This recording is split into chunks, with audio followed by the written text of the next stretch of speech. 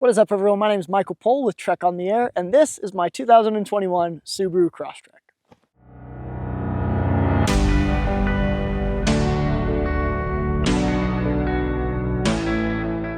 So this is a video that I've been wanting to do for a while, just kind of going over all the different modifications and stuff that I've done to my Crosstrek. It's not a ton, it's a decent amount, but I absolutely love this car. I tried to keep it relatively low key, but it gets me to really beautiful places like this. I'm up in the El Dorado National Forest somewhere in California, near Bald Mountain. Bald Mountain should be right over there somewhere. And this little, $30,000 Subaru Crosstrek with some mild modification made it up here in the snow and mud, no problem.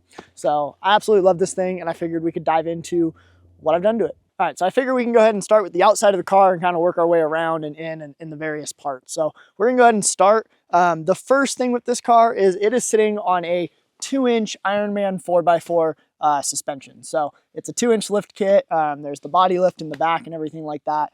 This is not the Spec C. This is the medium duty one. So not the heavy duty one.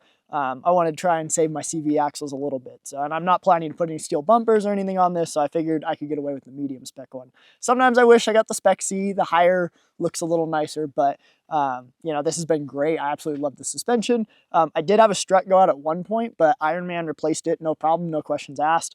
And yeah, I was super happy with it. As far as wheels, this is a limited trim Crosstrek, and so with stock, if the camera will go down, it comes with 18-inch wheels that are super ugly, and I hated them. So I replaced those right away. I had less than 1,000 miles on the car when I replaced them, and these are some wheels by a company called Drag. I got them at, I think, Discount Tire. They were just ones that I liked. They were cheap. They've been good so far. I've dinged them a couple times. But yeah, so, and for tires, I'm running Falcon Wild Peak All-Terrain Trails. They're in the 225/60 R17 size, which is stock for a sport and lower trim Crosstrek. I wanted to just kind of keep stock size just for ease, and just for warranty sake and everything like that. So not that I'm super worried about the warranty, but yeah, I may get slightly bigger tires at some point, but it's not a huge rush. I like the fact that I can still use my spare tire. I commute mostly in this car, so bigger tires would be nice, but day to day, it makes more sense to have the stock size tires. In the front of the car, I have an SSD Performance light bar, or bull bar, I guess is the right term for it, with a 30-inch rough country curved light bar on the top of it. I didn't realize when I bought the SSD light bar is when it was on Amazon, I'm pretty sure it mentioned it could hold up to a 30-inch light bar, which it can, but I didn't see the part where the mounts need to be on the bottom of the light. The rough country one is mounted on the side. So I had to do a little bit of quote unquote fabrication to make it work. It's just some flat stock with some holes drilled in it and painted and some hardware. So it's a little overkill for the front. It's an extremely bright LED light, but I really like it. It works good. And when I'm by myself or out on, late back roads, I like to use it. When I'm in a group, it's too bright to use, so I usually just throw the side lights on and use the headlights.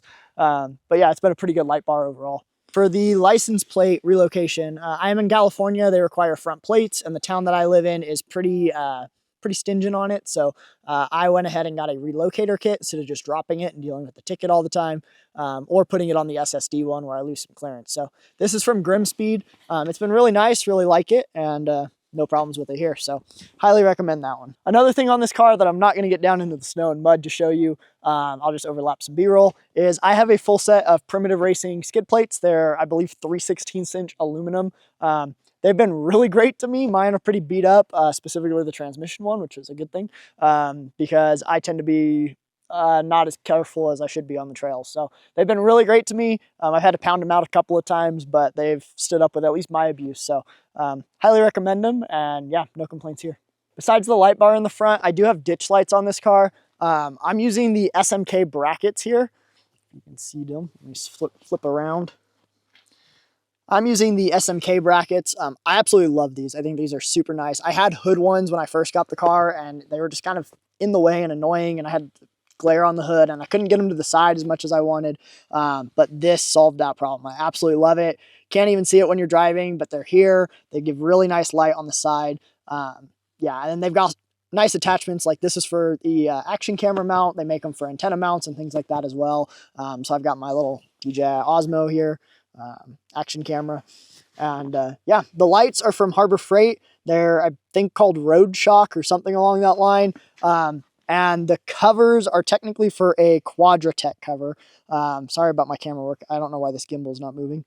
The covers are technically for a Quadratech light, but they fit this Harbor Freight one, no problem. So I really like that. Again, the cops in my town are a little annoying, and LED covers are technically required in California, so or at least they were for a while. So I just cover all my lights when I'm on the road because it's one less thing to worry about. Heading around to the back of the car, I have a 2-inch trailer hitch from Kurt, as well as the trailer harness. I have a bike rack that has some lights on it, so I have the little 4-pin connector. It's plug and play, super easy, highly recommend it. And yeah, I've had no problems with it. I also have an aftermarket bumper trim guard thing because mine didn't come with it from the dealer and I didn't want to pay for the dealer one. As far as lights in the back of the car, I have this amber LED light bar. It's actually in the car. I can show it to you here.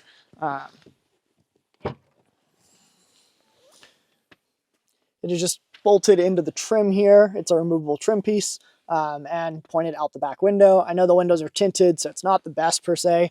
However, it tends to work pretty good here in California. We can get pretty dusty in the summertime, and so you can have guys that are 5-10 feet in front of you and you can't even see them. Even with the hazard lights on, you can't even see them. Plus then you got to drive all day with the hazard lights on, and that can be annoying. So we try to run chase lights when we can, and these ones have worked pretty well for me. It's a Lamphis something or another. I'll leave links for everything in the description as well, by the way. They may or may not be affiliate links, just as a warning. But yeah, it's been really great for me. I know a couple other people that have went and bought it and done the same thing. And it's low key. It doesn't block a ton of view. You can still see out the back window, and it's out of the way, and you don't have it on the outside of the car. So I really like it. Works good, and it's surprisingly effective. All right, and another thing on the outside of the car, I think this is the last thing on the outside of the car. I'm a pretty serious radio guy. Not super serious, but enough that I was crazy enough, I guess is the right word to say, to drill holes in the roof of my car just to mount my antennas. So I have an NMO mount over here on the passenger side, or on the driver's side, excuse me. This one is drilled into the roof and goes down, and the cable pops out between or underneath the driver's seat. It's ran in the trim and everything like that. Then the one over here is the one that I use more often. This is the one on the passenger side. It's an NMO mount, and I normally have this signal stock half-wave antenna. Let me flip to it if you can see it a little better. I absolutely love this thing. It's going to be hard to see. Oh, there we go, blue. I love it because it's super flexible. So this thing whacks on trees. I've driven through parking garages with it. I've just absolutely loved this thing. It flips all the way down. Yeah, it's a great antenna. Absolutely love it. You're an off-road guy, or even just a guy around town that needs a flexible antenna or occasionally hits things. That's the other thing. People in my town don't also trim their trees very often. So there's a lot of trees that I whack just driving through town. So yeah, I've got the 2 NMO mounts. Like I said, that one goes underneath the passenger seat, and that's what my main radio is plugged into.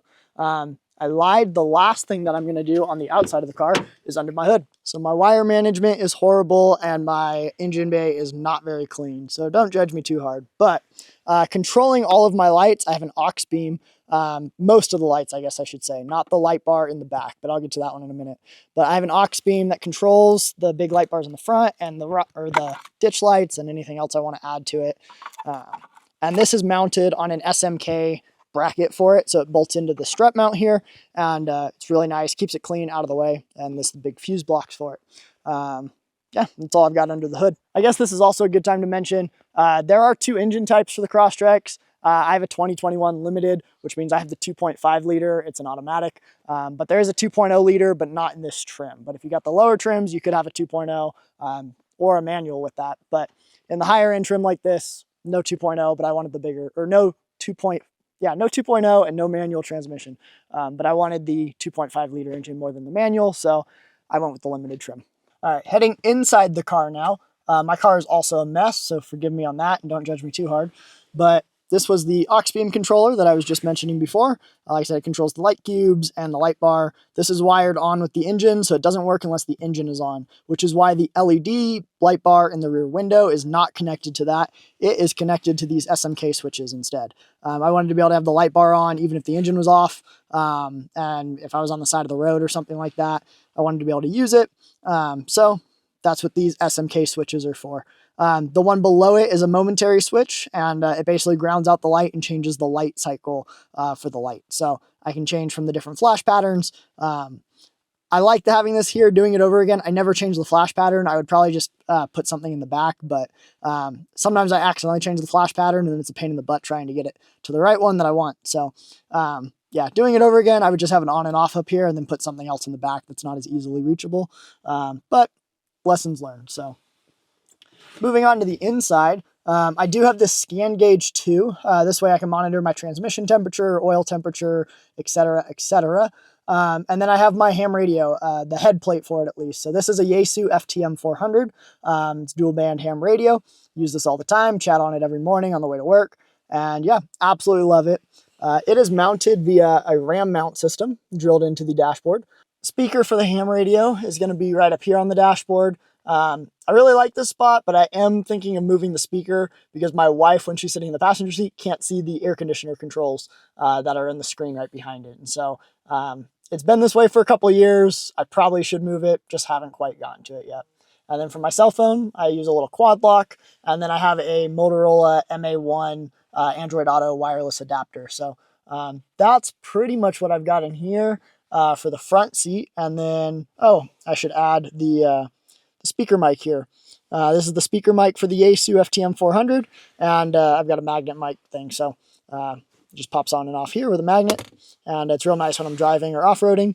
I don't have to worry about it, and I can just kind of get it in the right spot, and it'll just automatically click onto it. So yeah, nothing too fancy as far as the ham radio. This is underneath the passenger seat. It's just on a brick of wood, so it doesn't slide around and kind of fits into the little channel right there. And then I have a little, basically voltage automatic on-off thing that detects when the alternator's on, when the engine's running, and kicks the radio on and off. And I really like that. It's a little finicky when I'm out on the trails. If the alternator kicks off for too long and you know, it feels like it's off. I think I have it set for after like 20 minutes or whatever it turns off. And so that can be a little finicky. So usually when I'm trailing, I turn it off. But around town, it's great because I can just hop in the car, turn the car on, the radio turns on. And then when I leave, I turn the car off. And then 20 minutes later, the radio shuts off. So I don't have to worry about killing my battery or anything like that either.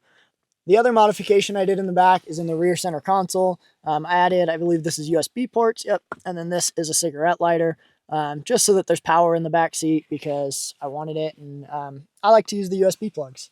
I've also got this Orbis overlanding Molly metal rack. It's got a first aid kit. I've got some like work gloves. I think if I remember right, survival kit, chargers. I've got a ham radio and a GMRS radio. This is going to be a TID H3, and then the GMRS is a Radiotity GM30. Those are my two favorites. And then I've got a multi-tool and a flashlight. So just some basic stuff in the car just to have when I need it. The other place that I added power is in the rear trunk. Again, I've got a ton of stuff because I'm doing some radio work today, but I wanted to film this video as well. And it is two 12-volt cigarette lighters. So it's the only other thing that I've got wired up. And that's different about my car. The only other modification, I guess I should say. I just realized the only other thing that I forgot, and it's because I don't have it with me today, is normally when I come adventuring like this or camping, I put a basket on the roof. I didn't bring it today because I wasn't actually planning on coming up to Bald Mountain. I was planning to stay on pavement roads, and I saw the muddy, snowy forest road, and I couldn't help myself. So I ended up coming up this way anyways, and yeah. Realistically, the basket's really nice for firewood and stuff when I'm camping, and the traction boards on it, to be totally honest, or just because I think the traction boards look good on it. I don't really use them. I don't think I've ever used them, but I've got them if I need them, I guess. So the basket that I have is a Yakima Load Warrior. I think it's the medium size one. And then the mounts for the traction board, which I always get questions about, are from Gzilla, I'm assuming how you say it. Again, I'll leave links down in the description below. But I think that's pretty much it. That is my Subaru Crosstrek. Like I said, I absolutely love this thing. I bought it fresh off the lot with like 8 miles on it. I'm up to, I think, 60,000 miles or so now. I plan to run it down into the ground and possibly even get another one. I absolutely adore this thing. It's fun to drive, easy to work on, and or easy-ish to work on, I guess I should say. And yeah, I mean, it gets me places like this, which is just absolutely stunning. No complaints here. So thank you guys so much for watching and for listening to me ramble about random things that I put on my car. If you want to see any more things about my car or anything specific about the car, more in depth, let me know in the comments. Or if you have any questions about anything, let me know in the comments down below. I'll try my best to reply to them. So if you like this video and you haven't subscribed, I'd really appreciate it if you considered subscribing. If you like camping, ham radio, outdoor stuff, I would love for you to consider subscribing. I try to do this stuff as often as I can. I've got a lot of fun stuff planned. I'm filming a couple videos today, and I've got more stuff coming out pretty soon. So if you haven't subscribed already, please consider it. If you liked the video, give it a thumbs up. If you didn't, you know what to do. As always, thanks for watching, and I'll see you guys next time.